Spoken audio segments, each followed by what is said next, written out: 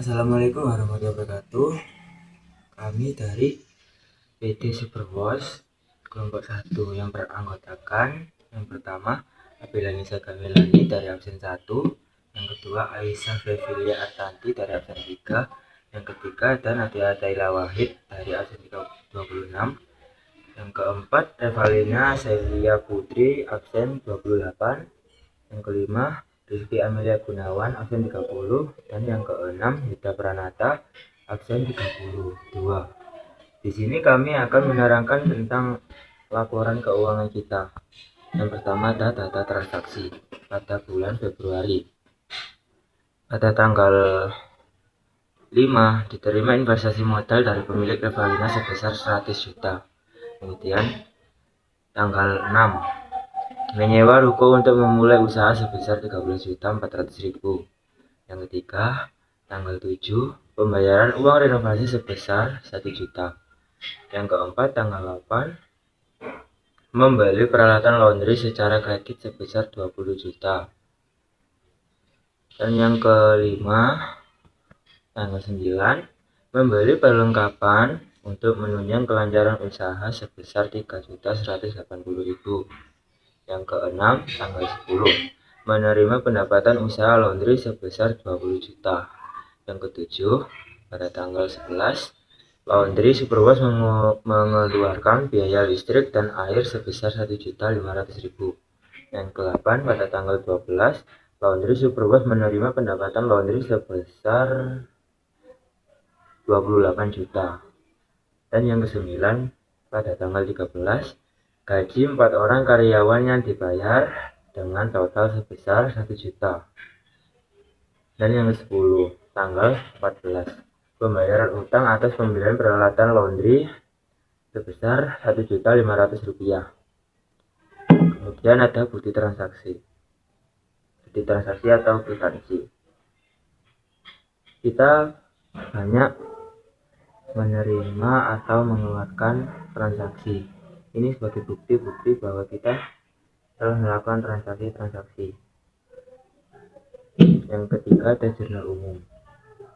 Pada tanggal 5 kasnya diletakkan pada debit 100 juta.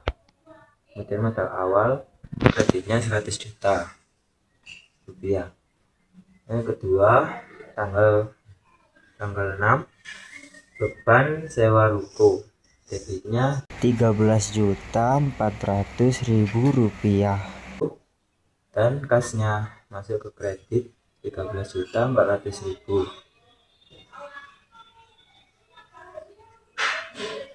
Dan yang ketiga tanggal 7 renovasi ruangan debitnya 1 juta dan kasnya masuk ke kredit 1 juta. Yang keempat pembelian peralatan laundry debitnya 20 juta dan kasnya masuk ke kredit 20 juta. Debitnya kalau debit 1.91.80.000. Yang kreditnya sama 191.80.000. Saya akan menjelaskan buku besar PT Superwash periode bulan Februari tahun 2025. Yang pertama kas termasuk dalam kode 101. Pada tanggal 5 terdapat saldo awal, referensi jurnal umum dan masuk ke dalam debit 100 juta dengan menambah saldo debit menjadi 100 juta. Tanggal 6 sewa dibayar yoga, referensi jurnal umum termasuk ke dalam kredit sebesar 13.400 dan mengurangi saldo debit menjadi 86.600.000. Lalu tanggal 7 melakukan renovasi referensi jurnal umum termasuk ke dalam kredit sebesar 1 juta dan mengurangi saldo debit menjadi 85.600.000. Lalu pada tanggal 8 membeli peralatan referensi jurnal umum masuk ke dalam kredit sebesar 20 juta dan mengurangi saldo debit menjadi 65.600.000 menjadi 97.420.000. Lalu selanjutnya ini baru kita masuk ke neraca saldonya. Nah, bagaimana kita membuat neraca saldo ini? Itu kita bisa lihat dari akun-akun buku besar yang sudah yang sudah dijelaskan tadi. Yang pertama di sini itu ada nomor akun. Nah, materi-materi neraca saldonya ada nomor akun, nama akun, lalu mana yang debit dan kredit. Nah, di sini cara memasukkan dari buku besar ke neraca saldo itu gampang banget teman-teman. Jadi yang pertama itu kita lihat dulu, ini ada nomor akun kas. Berarti nanti kalau misalnya kita mau memasukkan neraca kas, itu kita lihat dulu di sini di buku besar neraca, maksudnya di buku besar kas. Itu kita masukkan nomor akunnya ke dalam sini. Nah, untuk nama akunnya sendiri, kan kita sudah tahu kalau misalnya nomor akun 101 itu termasuk kas. Jadi kita masukkan nama akunnya kas di sini. Nah, untuk jumlah dari nilai ini itu kita bisa lihat dari nilai akhir. Kan kita sudah tahu kalau misalnya neraca saldo itu merupakan nilai akhir dari buku besar. Nah, di sini kan sudah kita hitung dari saldo awal hingga bayar utang usaha, itu totalnya sebesar 90 juta. Sisa dari saldonya itu 97.420.000. Nah, dari sini kita masukkan ke dalam neraca saldo. Nah, kita masukkan ke dalam sini. Kas itu masuknya ke dalam debit. Lalu selanjutnya piutang usaha. Sama kayak tadi, kita cari dulu nomor akun piutang usaha. Terus kita masukkan saldo akhirnya. Nih misal nih, yang perlengkapan nomor akunnya 120 dengan nama perlengkapan. Nah, kita lihat di buku besar. Ini ada perlengkapan. Nah, di sini. Ini kita masukkan ke dalam nomor akunnya. Terus ini untuk nama akun, dan di sini itu untuk saldo terakhir dari perlengkapan. Jadi kita masukkan 3.180. Nah, kenapa sih kita harus buat neraca saldo ini?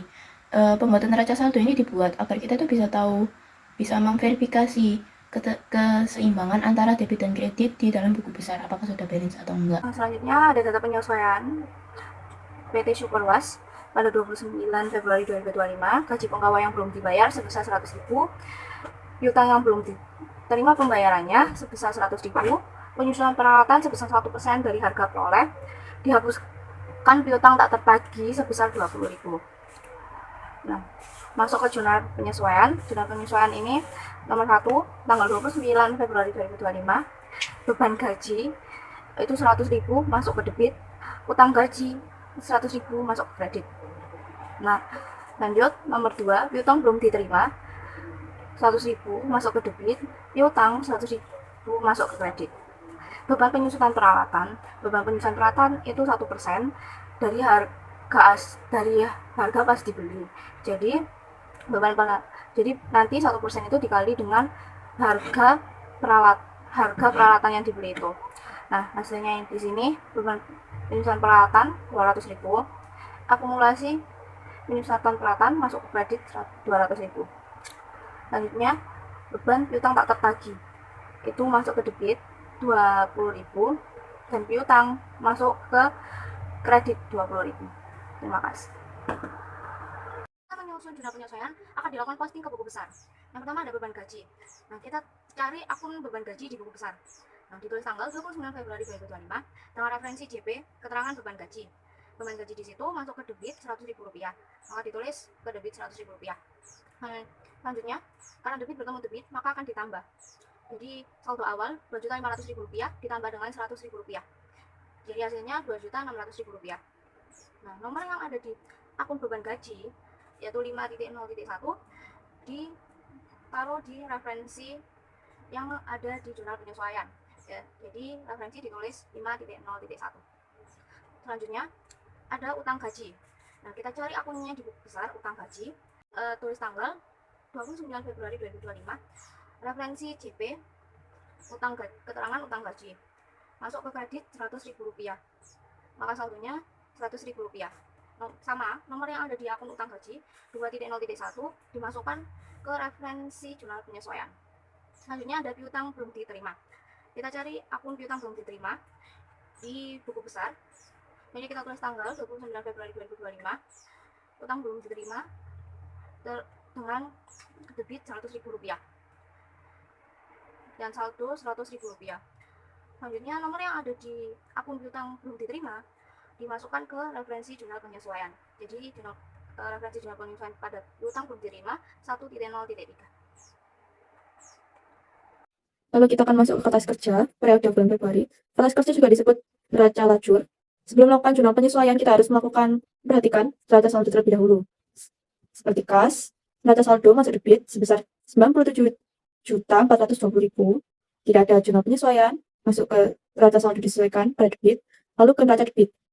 Lalu piutang usaha masuk debit sebesar 20 juta, jurnal penyesuaiannya 120 juta, masuk kredit. Lalu ia masuk ke saldo yang disesuaikan sebesar 19.880. Lalu tidak ada laporan laba dan rugi, dan masuk debit, neraca debit sebesar 20 juta. Lalu penangkapan, masuk debit 3.180. Lalu ke neraca saldo disesuaikan, dan neraca. Kemudian renovasi sebesar 1 juta, masuk debit. Lalu ke neraca saldo disesuaikan, dan neraca. Kemudian modal. Modal masuk ke kredit sebesar 100 juta, tidak ada jurnal penyesuaian. Lalu neraca saldo disesuaikan sebesar 100 juta, lalu neraca kredit 100 juta. Pendapatan sebesar 20 juta, neraca saldo kredit, lalu ke neraca saldo disesuaikan sebesar 20 juta, lalu laporan laba dan rugi kredit 20 juta. Lalu pendapatan masuk kredit sebesar 28 juta, tidak ada jurnal penyesuaian, lalu langsung ke neraca saldo disesuaikan sebesar 28 juta. Kemudian laporan laba dan rugi kredit sebesar 28 juta.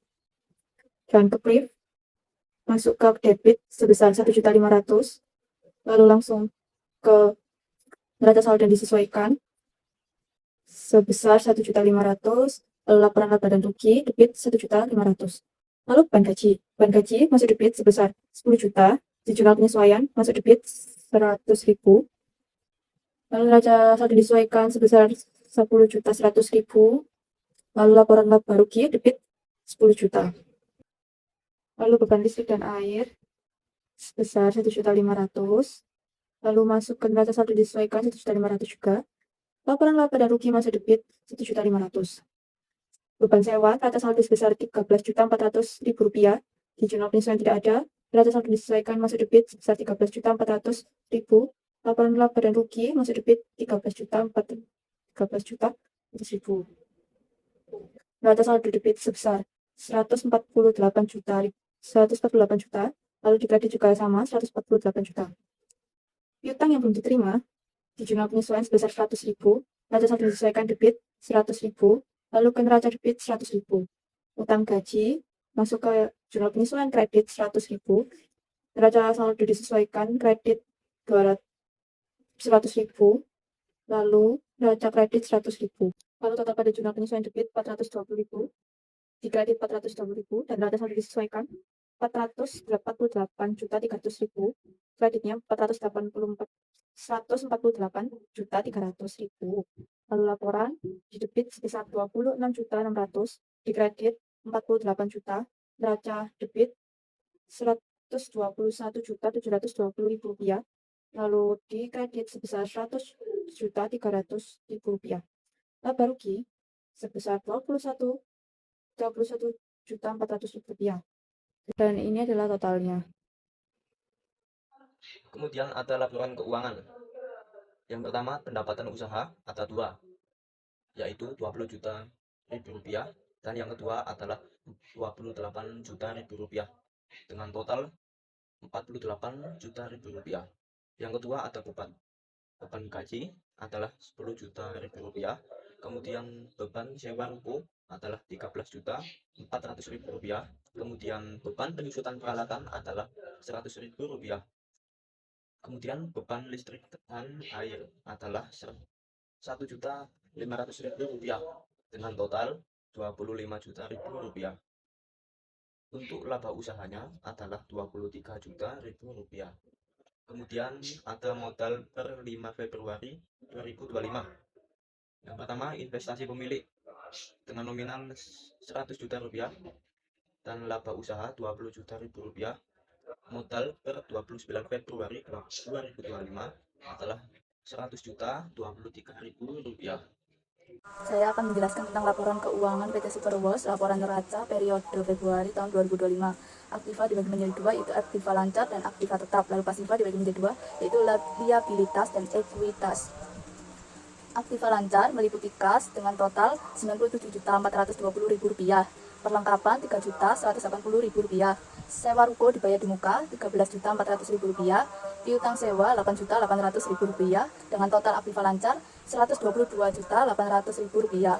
Lalu pasiva liabilitas meliputi utang usaha dengan total Rp20 juta dan total liabilitasnya yaitu Rp20 juta. Aktiva tetap meliputi peralatan dengan total Rp20 juta dan akumulasi penyusunan peralatan dengan total Rp200.000. Jadi total aktiva tetapnya yaitu Rp20.200.000. Lalu selanjutnya pasiva ekuitas meliputi modal usaha dengan total Rp100 juta. Lalu laba berjalan Rp23 juta, sehingga total ekuitas yaitu Rp123 juta. Jadi keseluruhannya pada aktiva bertotal Rp143 juta dan pasiva total keseluruhannya yaitu Rp143 juta. Nilainya seimbang. Jadi perusahaan ini lebih banyak diuntungkan daripada dirugikan.